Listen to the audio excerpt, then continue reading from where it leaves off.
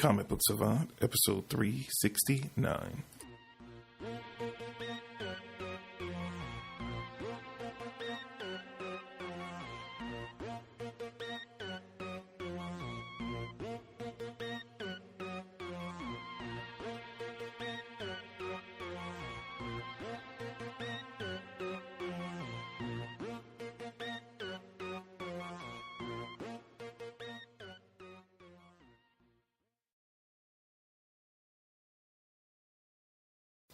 Welcome to the Comic Book Savant podcast. I'm your host, James Harris.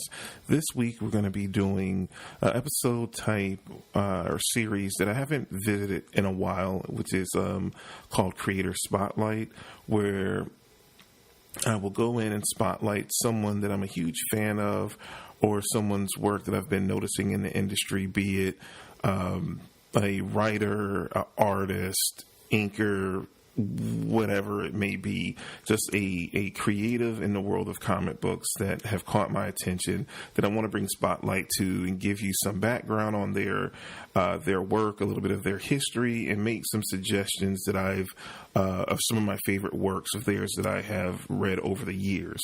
But before I get into the meat of the episode, as always, I'd like to give a shout out to my friends over at the Comics Podcast Network. You can find them over at comicspodcast.com. And it's basically a one-stop shop portal. If you enjoy the content that I do here, the comic book related content, they're literally over hundreds of different podcasts and comic book related content on the Comics Podcast Network. I've been a member of the Comics Podcast Network since its inception. 10, 11 years ago, and it's grown. It started with just maybe 20 podcasters, and it's grown with a membership of hundreds. So basically, if you like what I do here and you're looking for more comic book related content, it's a great one-stop shop to go to explore and find more content producers in the same area. So definitely, if you have a moment, stop by comicspodcast.com and check out some of the different shows there. They have shows specific to publishers, to individual teams or characters, many different formats. If you like what I do here, a single person podcast, you have that. You have roundtable discussion podcast, two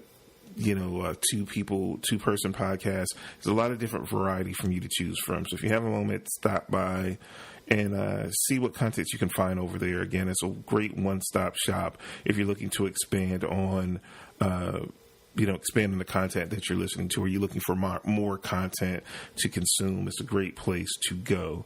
And last but not least, as always, I'd like to give a shout out to my sponsor for this in each and every episode, which is InStockTrades.com. One of the best places you can go on the internet when you're looking for collected editions, trade paperbacks, hardcovers, Marvel Masterworks, omnibuses, absolute editions, you name it. They're my go-to spot on the internet to look for that kind of material. They have discounts ranging from 35%, 42% up to 50% off.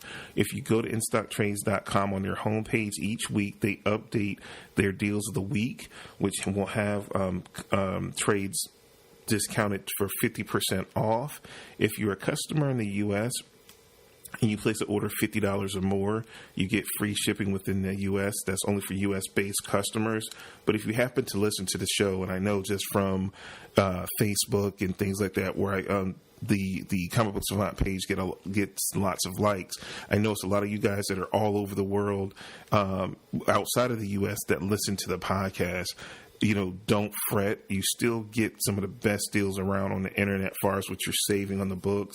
And they have some of the most cheapest and competitive international shipping rates around. So don't be discouraged. If you're not in the U.S. and you listen to the podcast, you want to try InStockTrades.com. They can ship internationally, and they have some really good rates. You can still save a ton of money. So don't let it discourage you. If you're not in the States, that you can't take advantage and save a ton of money using InStockTrades, because that's not true.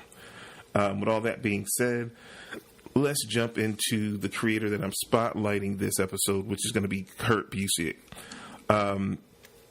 I've talked about Kurt Busiek a lot over the years of me doing the show. He's one of my favorite, writers of all time. He's wrote some of the biggest stories that I gravitate to in comics over the years, and he had a profound effect on me when I started back really in my late teens, early to mid 20s, when I really kind of I had stepped away from comics for a period of time. And over the years, I've talked about how throughout my life, I was brought into comics like super early, like as a 2-year-old, from having older cousins that collected comics that would hand them down to me. And I went through a stretch maybe in my early teen years, maybe from 12, 13 till maybe I was like 17. I took a break from comics. I gave like my whole collection away, scrapped it. And I think around when I was 17, 18 years old, I gravitated back to comics. I think Spawn and Image was really just kicking up at the time. And I decided to check out Spawn. It caught my attention. And I think Spawn issue 6 was what started me to back down of collecting comics that I've have done ever since. And I'm 42 now, and I was like 17, 18 then. So right at that time frame when I was really getting back into it, Kurt Busiek was one of the most prolific writers in comics at the time, and he still is a great writer. He does a lot of creator-owned stuff now. He doesn't work as heavily for the major comic company. He's done a lot of work for DC and Marvel over the years, but he's kind of, he's doing a lot of stuff on Image. He has his Astro City creator-owned title that he's ran for years. And I think the other one he started not too long ago through Image was Tooth and Nail, but I think it's been renamed the Autumn Lands now, but originally I think it was Tooth and Nail. And I haven't had a chance to check out yet, but I want to try it out at some point. So he's bounced around. He's been in the comics industry, I think, since the early 80s. Again, I caught onto his work in the late 90s, early 2000s. And just to give you just a rundown of some of the work Kurt Busiek has done. He's most known for, of course, Astro City, which is a creator-owned, and like I said, more recently, the Autumn Lands. But he's written on books for Marvel and DC. He's had a huge run on the Avengers back in the late 90s, early 2000s when they relaunched it. It was Kurt Busiek and George Perez. They had an epic run. I think that was volume 3. But there's so many volumes of comics now, saying volume really doesn't mean much as they're rebooted, turned over, renumbered. But this was the late 90s, almost more early 2000s. They relaunched the Avengers. He had a huge run. He wrote about 50 issues of that run. That was epic with him. And again, George Perez. He's one of my favorite all-time hero stories, and I've talked about this numerous times over the years of the podcast, is Avengers Forever. It was a 12-issue miniseries, or back in that day, miniseries is 5 to 6 issues. This was more of a maxi series because it was a 12-issue series that he worked with him and one of my favorite artists, Carlos Pacheco, did Avengers Forever, and I've reviewed it before on the show. Avengers Forever is one of my favorite Avengers stories of all time. That's some of the work. Marvels, which was a 4-issue series that he did. That he's won multiple Harvey Awards. So this is Harvey Award-winning work. It's kind of like the Harveys are basically the equivalent of the Oscars for comic book. In the comic book industry, if you're not familiar with it, I think he's won 3 Harveys, if I'm not mistaken, from what I read off of Wikipedia over the years, just for his work. So I'm just going to go over a quick list in a little bit more detail of some other work. Those are some of his most notable works. He had a stint on Aquaman, sort of the Atlantis in the early 2000s. He did Shock Rockets over at Image, which is a very good. Kind of like Top Gun, The Last Starfighter kind of vibe, limited series that he did. He also did a one-shot called Superstar as seen on TV, a one-shot he did over at Image. He's done a run on Action Comics. He's also done a DC team book. It was called Power Company. He's had an 18-issue stint on that. He's written Superman. He's did about a 25, 26 issue run on Superman proper, and then he had a run on Action Comics. Then he wrote a Superman limited series called Superman Secret Identity. He's also collaborated and did Wednesday's Comics, which was a 12. It was a throwback kind of to the Sunday morning kind of cartoon sections of the newspapers, like in a newspaper format print that they did 12. It was like kind of like an issue, but again, it was formatted more like a newspaper style thing. This was like in the mid 2000s, maybe. It was an experiment that DC did that was super popular at the time that he collaborated on. He was one of the writers that worked on that. That was huge. He also did Trinity, which was a weekly series that they did kind of like 52, that they did it followed off of 52 because 52 was so successful. DC for a while kept doing these weekly series with multiple writers and artists working on them to put them to make the publishing schedule. He did Trinity. That was very notable. And again, he also wrote the Justice League Avengers crossover as well.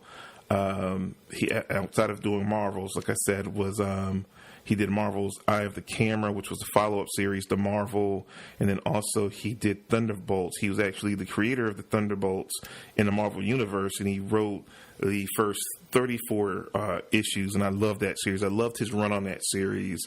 That's when I really and I've already read Avengers forever. He also had a run on Iron Man around that time frame. He was at this one point, he was like one of the hottest writers in that early 2000s, mid to late 2000 block for Marvel. He was like their go-to guy. Yeah, I mean, during that time frame, he was writing Iron Man, he was writing Thunderbolts. He was coming off of writing Avengers. He really elevated the brand, and it's amazing that you see something that was totally like a new concept of seeing the villains in disguise with Thunderbolts. Villains, pretending to be heroes, but it eventually turned into a hero book. But that essence, that original run that he had was phenomenal. I loved that book, and that was like really what took me over the top, is really solidifying him as one of those top writers for me. I just gravitated to so many of the stories that he's written over the time, and I was so obsessed with him as a writer that I went back, the Avengers Volume 3 that he did with George Perez. I told the story one time on the podcast before where this was when I was collecting physical media heavy, and I've told you guys I've transformed primarily over to digital now. I still have a small handful of like really prized physical copies of comics or hardcovers or whatever. But, at one point in time, I think on the website I have pictures posted of what my office that I work out of used to look like. I used to have about 4 or 5 bookcases of full of trades and comics, and then I had a walk-in closet where I had probably like 10 or 15 drawer boxes full of comics as well. I had a ton of comics, and I would be specific on different runs I wanted, and I loved his work, so they had an oversized hardcover of his run on Avengers with George Perez, and I wanted all the parts to it. And I remember, and I wouldn't read it. I used to be so anal retentive, so I wanted all like 5 or 6 volumes of it, and I had like all of them except for like volume 2 or 3. I would go to comic conventions, every comic book shop, online. I looked everywhere for it, and I was like, I can't read it till because it's like the 2nd or 3rd volume. I have everything after. I need that one, and I never could find it. It drove me crazy. So I haven't had a chance I've read bits and pieces of it, but I haven't read the whole thing in the full run because I could never find the physical copies. Cool thing now through Comixology Unlimited that I'm subscribed to, now all of those are digital, and because Marvel's a part of Comixology Unlimited, I can read most of those things for free now, which is really cool because for years, like literally for years, I went to every convention trying to find that one hardcover that I was missing to have the whole set to be able to sit down and read it. Because, a lot of times when I would read like that, I would read it, if I got into a series like that, I would read them all straight through. So I couldn't miss one and it had everything after, because it would kill me. I would need to know what went on in that block. But he's just definitely a phenomenal writer. He does so well with the team element of books. He did, like, Power Company was offshoot. He took a lot of side offshoot characters and kind of spotlighted them in a team book for DC. And I read the first trade worth of issues, and it was, I guess he made it 18 issues, and I think the series ended when at the end of that run, and it was a solid book. But it was crazy because I'm trying to remember, did he do this before or after he had success with Thunderbolts? But again, he took lesser characters that were in the DC universe with a couple of new characters that he cooked up, and they were lesser known, and he tried to elevate them, and it just didn't get the support that it needed to. And so he, over at Marvel with Thunderbolts, he took lesser known or lightly used villains, disguised them as heroes, and you get that big reveal after the first issue, and you're like, your jaw drops. And it became such a huge hit. Since the time of their inception, Thunderbolts has constantly had a comic on store shelves, and that was his creation, which speaks on how strong the foundation he laid with that character. So again, a lot of times I feel like it's important to do episodes like the Creator Spotlights, just to, bring different creators to the forefront. He's not a prominent name. You don't hear his name spoken around as heavily nowadays, but the impact and the history that he's left on comics is great, and he's still writing good comics now. If you've never read JLA versus Avengers, you need to check that out. If you've never read his run on Avengers, you definitely need to check it out. Avengers Forever, again, is probably one of my top 10 stories of just like all time. Like every few years, almost every year I used to go back and read. It was like that and Kingdom Come were like two stories in a long Halloween that I would love to revisit like year after year. Now, just because there's so much stuff to read and keep up with, of course I've pulled back from that. You can't, if you want to keep semi-current with all the comics, we have probably 2 to 3 times the amount of comics published per month than when we did, 10, 15 years ago. So it's so hard, to go back. But those are stories that I just love so much. I really enjoyed his run on Iron Man. It was really, because, back, it's hard to believe now because, Iron Man is essentially has become a class superhero, in comics. But back in the days when Busiek was writing it, it was going through a transition. Like it was constantly switches of creative teams on Iron Man back in this time frame. This is before, it's like this started the Renaissance. It was Busiek, Joe Quesada did a run where he wrote and did some stuff. Then Warren Ellis with Extremists, leading into Matt Faction's run that really elevated the character to a whole nother level that has made him Iron Man a mainstay. But it kind of started back with this Busiek run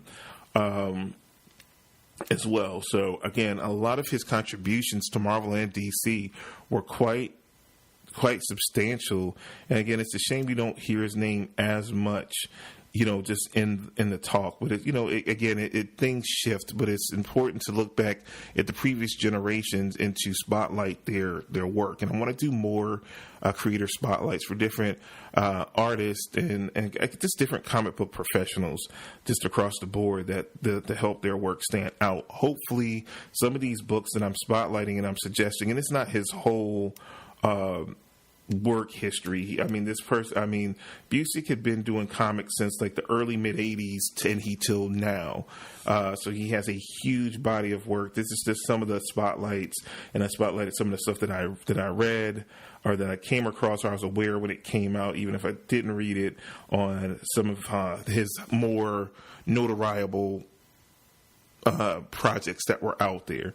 So hopefully this will stimulate you and like lead you in the way of possibly checking out some of his work. Again, great writer, great at pacing, told wonderful, wonderful sprawling story, epic stories. Avengers Forever, I don't know, just conceptually and just because of rights, it's an Avengers movie I would love to see on the big screen, but I don't know, just because it's a time travel story and it pops in with a lot of different periods, and the main villain is Kang, which is someone that right now Fox, I think, has the rights to, because Kang is lumped in with the whole Fantastic Four rights thing, that they could never properly do it, because you have to have Kang as the villain for to make Avengers Forever work. I don't think you can swap him out with another villain and it would be as effective.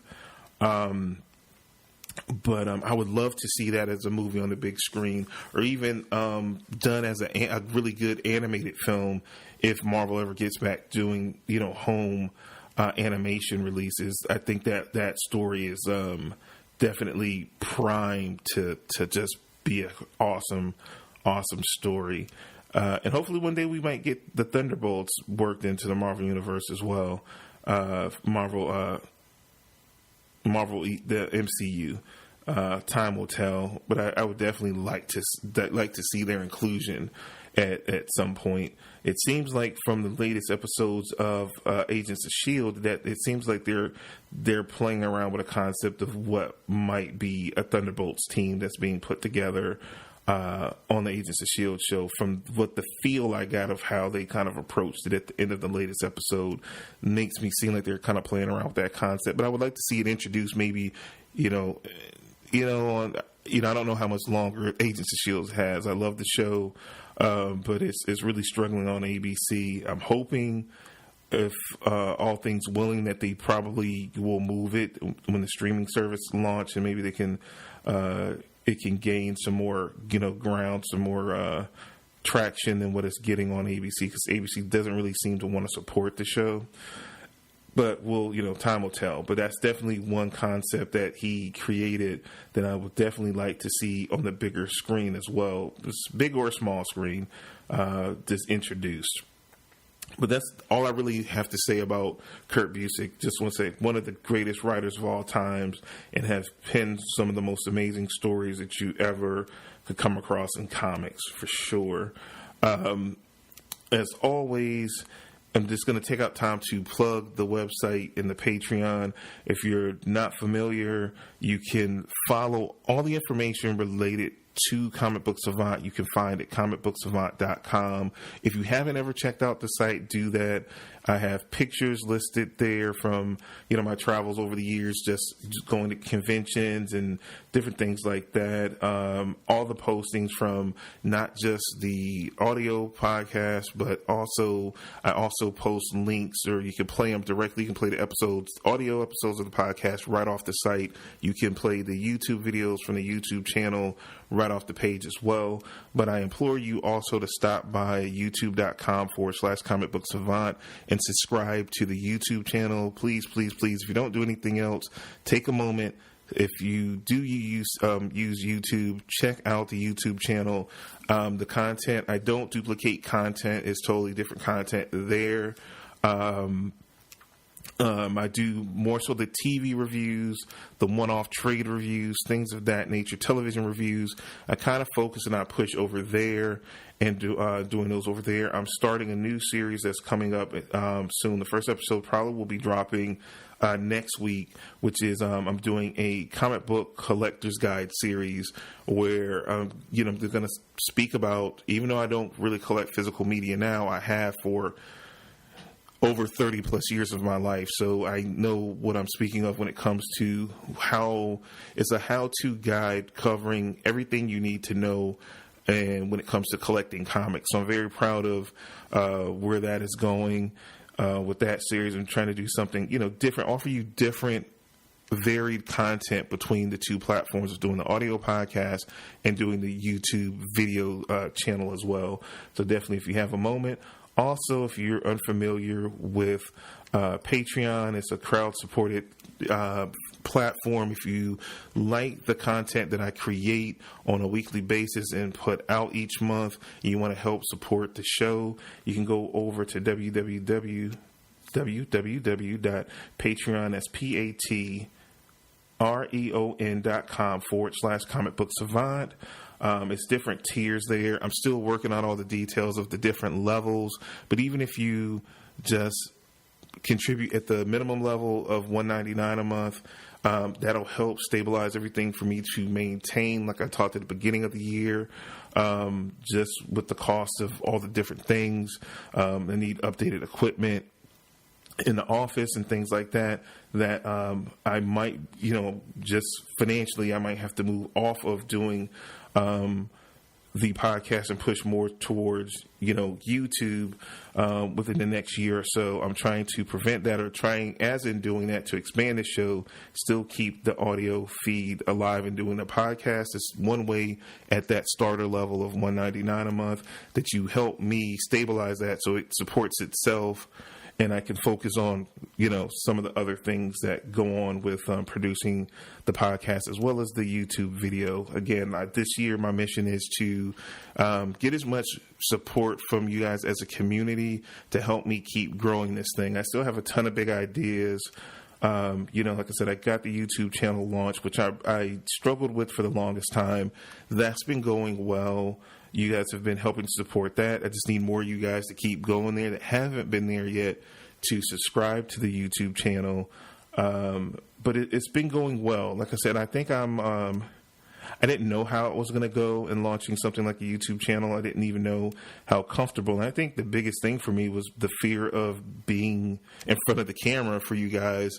But I've really enjoyed it. And it's a variation of what I've done here for 12, almost 13 years. So I just thought that it was, I've done this. I know how to sit in front of my microphone and talk to you guys. But again, it's after you've done something for so long, you have to grow, you have to expand, you have to broaden your horizons and break out of your comfort zone. So that's what I've been doing, and I want to continue to do that. And with that, I'm going to need your guys' help and support. So hopefully, if you can't, I understand everyone cannot contribute financially. So if you can't support the Patreon right now, that's fine. Follow me on social media. Share when I post that new episodes are out. If you haven't already, go to the iTunes page, write a review, leave a comment on the website, send an email, all of those things. There's a lot of other things you can do in support of a show if you cannot support financially. But again, I think, sometimes people, everybody's guilty of it. I've been guilty of it as well. And just as a content creator of that follows like people, I understand that you have to become active in the community. It's a movement. You have to offer support. I support my friends that do the same thing because I'm fans of theirs. My friend Heath Holland, he does Serial at Midnight. He was a fan. He was one of the first fans of Comic Book Savant years ago that reached out to me, and we've been friends for all this time. He got on YouTube. He has a website. He does serialatmidnight.com. I talk about it quite a bit. He supports me in what I do and vice versa. We've been, friends for that long. And that's what you guys are not just listeners. I don't think of you guys as listeners. You're supporters. Some of you I've met, I've had conversations with. I met in person. I've met through online. And you guys have become friends. So like I said, it's all about community and growing that out and supporting one another in our ventures. He started out as a fan that was just someone that listened to the show, that was supportive, that became a part of the community. Then he went off and became a podcaster himself, and he's done quite a few podcasts over the years. But Serial at Midnight is his own baby, something he's doing separate. He's done a lot of where he co-hosted shows. And now he has his own format now, which is a beautiful thing, and that's growing and blossoming. So again, I love that concept of community, and I think for a long time, I myself got away from it, and I want to get back to that because I feel like that was for me one of the funnest times as a content creator and a podcaster, and I miss it, and I kind of want that back. So that's what I'm asking for you guys. Become, a part of the community and participate, no matter how it is, financially, morally, commenting. Become a part of the show. Say, hey, I have audio clips, something I want to put out there. All those things, if you see something that I review or a movie review and you want to send a little 30-second clip of a comment or whatever on it, I will include it in the podcast episode. So don't be afraid to become interactive. If this is your content and you enjoy it, you can enjoy it even better if you become a part of it. So again, don't stand on the sidelines. Become a part of it, and let's have fun together and keep growing everything out. But that's my little spiel on that. That's all I have for you guys this week. I will be back next week with another episode of Comic Book Savant, and I will see you guys then. Again, don't forget the YouTube channel. A new video will be dropping tomorrow on the YouTube channel, so be on the lookout for that as well. And I will see you guys later, and have a good week. Take care.